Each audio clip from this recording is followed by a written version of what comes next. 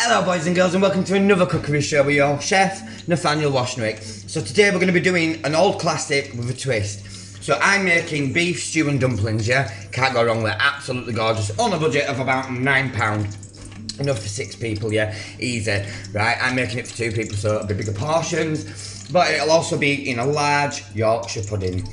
Everything. Mashed potato, roast potatoes, stuffing, your veg, your stew, and of course the original gorgeous Yorkshire pudding, because we are Yorkshire guys, yeah? Buzzing. So I've got the oil up to a temperature. Now a lot of people use white onion, red onion in stews. I'm going to do something different because I don't particularly like onion in stews. I don't know why, I'm a bit funny, but I don't like leeks and I don't like shallots. So the family from that is spring onion, which is what I love, yeah? And I do love spring onion. And it gives it a different kind of twist of a flavour, yeah? So I'm going to pop them in now, quickly fry these up, and I'm going to add to this a little bit of parsley. Once I've opened the bloody thing, tiny bit of parsley, yeah? Not much, just a little sprinkle, like about half a teaspoon, yeah, of parsley. Garlic salt, about a teaspoon, yeah? And to that, I'm going to add my garlic, fresh garlic. I find these devices absolutely amazing because what people don't realise is the garlic, the flesh of the garlic is actually bad for your stomach. And it doesn't agree with people's stomach. So you get rid of all that rubbish, you don't need that. There we go. Right, and get a little spoon. Give this a quick mix, yeah? The smell's just amazing already, guys, yeah? So to this I've added, right, half a teaspoon of parsley, yeah? Thereabouts. I've added about 3 spring onions, yeah? And I've added a teaspoon of garlic salt. Absolutely gorgeous. Smells, flavours, brilliant. Now, fresh peppercorns, don't buy the ground pepper. It's not the same kind of flavour and it burns and it's not very nice. This is a fresh, pungent flavour. You get the cracked black pepper flavour. I hope my watch is coming off. Wait a minute.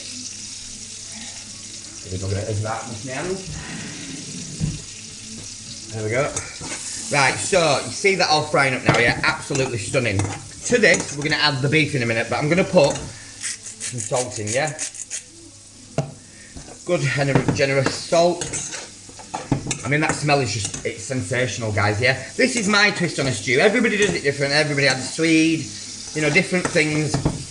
Each to their own, yeah? I'm showing you, right, this came in at £4.39 from Aldi, and it's 700 grams of beef. Absolutely, really good quality chunks of beef, really. And I've actually cut them down because it was that big. I took all the crappy fat out, any bit of the, like, you know, the harder tissue, the fat, it's horrible, it's not very tasty.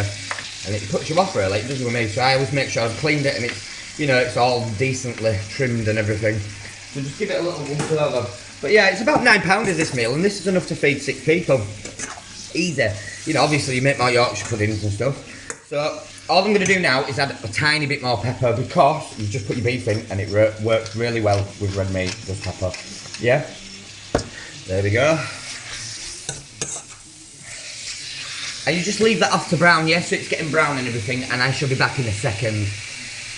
So you've almost browned it off, yeah? Still got a little few bits of pink in it. That's absolutely fine, guys. Don't worry about that because it's going to be going in the oven anyway. Plus, it's going to continue to cook. Now, what I'm going to add is one of my favourite herbs, yeah? Rosemary. I mean, that smell is just absolutely stunning. It's almost a bit perfumey, like lavender. But don't be worried about that. You know, like when you get like the perfect roasties and you get rosemary and thyme on them, they work very well together, I must admit. So all you're going to do is you're just going to... Oh my God, that smells amazing. So you're just going to snip them off like that. Good healthy bit of rosemary, yeah? So recap, all I've done, 3 spring onions, yep. I've fried them up with some garlic salt, which is a teaspoon, half a teaspoon of parsley, and I've just added some rosemary, and the smells, I mean, look at that, guys, look at that. Absolutely peng as hell, yeah? Finally, the last thing I'm going to add to this now is going to be the gravy.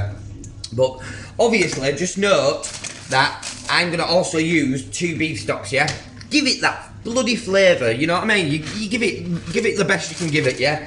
Food deserves love, so give it attention. Don't just wang it in a fucking cook her with no seasoning, or don't just buy something packeted. Eat fresh. Do you know how much chemicals are in foods and stuff, right? I'm not going to be Jamie Oliver because I think it's bad that they stopped school dinners and desserts and stuff like that. That's just a stupid idea, and he's not a qualified chef anyway if you look it up.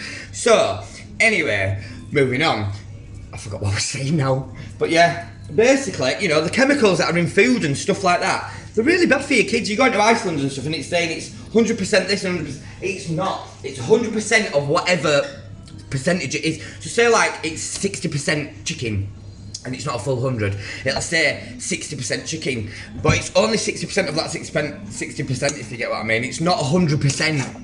It's 100% of that 60%, that's what it means. So basically it's all a scam really with food. Don't believe it, make your own food. Mince, you can make your own burgers. It's so easy, guys. It's not hard to cook. People say I can't cook. No, you don't want to cook. Learn. So easy, guys, right? So, all I'm gonna do with this now is I've put 2 stock cubes in with my gravy, and I am gonna boil the kettle and I shall be back.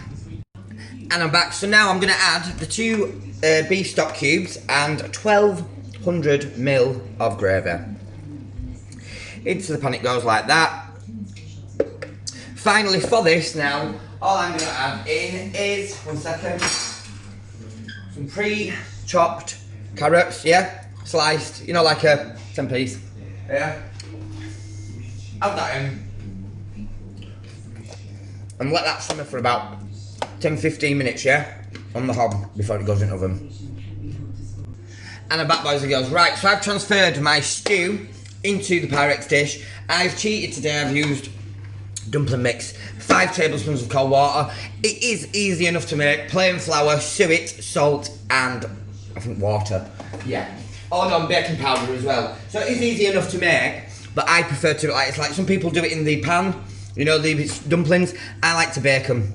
I think they're nice and crispy on top and they're just beautiful. So you want to whack this in at about 220. You want it about 220, 230 anyway, because you're going to be making Yorkshire puddings, which I am going to show you in a minute, just how easy it is, because people mess it up so easily. So I shall be back in a minute.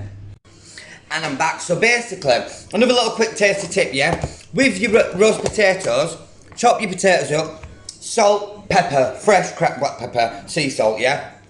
Oil, go like that. Really simple, yeah? You will get an absolutely gorgeous, evenly coated, evenly seasoned roast potatoes, yeah? And they will crispen, and I mean like really crispen. Just dribble that all over. There you go. I'm doing some stuffing as well, as you do. Stick that in the oven, guys. And I should be back in 1 second. And I'm back. So people often get this really wrong, and it's such a simple thing to do, yeah?